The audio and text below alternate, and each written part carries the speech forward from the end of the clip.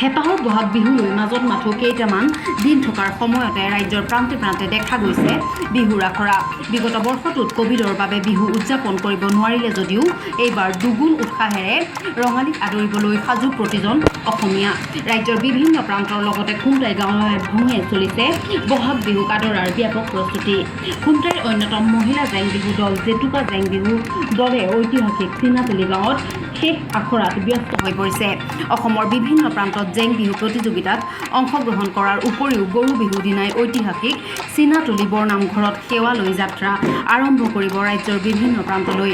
জেতুকা মহিলা জেং বিহু দলৰ মহিলাসকলেও প্ৰাকৃতিক পৰিৱেশৰ মাজত শেষ আখৰাত ব্যস্ত হৈ পৰিছে। গোলাঘাটৰ পৰা স্মৃতি ৰেখা ৰিপৰ্ট। কিমান দিনৰ পৰা আখৰা কৰিলে? হয়, আমি আখৰা কৰি আছোঁ। বিহুৰ আমাৰ জেতুকা জেং বিহু দলৰ প্ৰস্তুতি চলাই আছোঁ কিছুদিনৰ পৰা, আৰু ইতিমধ্যে আমাৰ আখৰা প্ৰায় শেষ হওঁ হৈছেগৈ।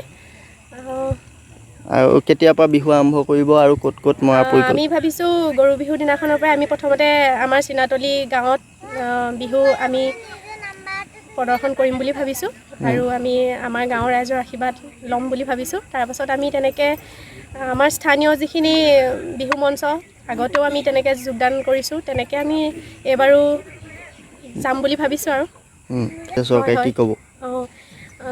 যোৱা বছৰ সেয়া ক'ভিড মহামাৰীৰ কাৰণে আমি ৰঙালী বিহু উদযাপন কৰিব নোৱাৰিলোঁ। অকল ৰঙালী বিহু বুলিয়ে নহয়, আমি ভালে সংখ্যক তেনেকুৱা উৎসৱ পাৰ্বণ আমি পাতিব নোৱাৰিলোঁ। গতিকে এইবাৰ চৰকাৰে ধৰি দিয়া ক'ভিড প্ৰট'কলৰ নিয়ম মানি পেলাই আমি সকলোৱে বিহু পালন কৰিব লাগিব। আৰু কিমানজনী আছে আপোনালোকৰ? আমাৰ 15-16 গৰাকী আমি আছোঁ। সকলো চিনাতলি গাঁৱৰে? সকলো চিনাতলি গাঁৱৰে হয়।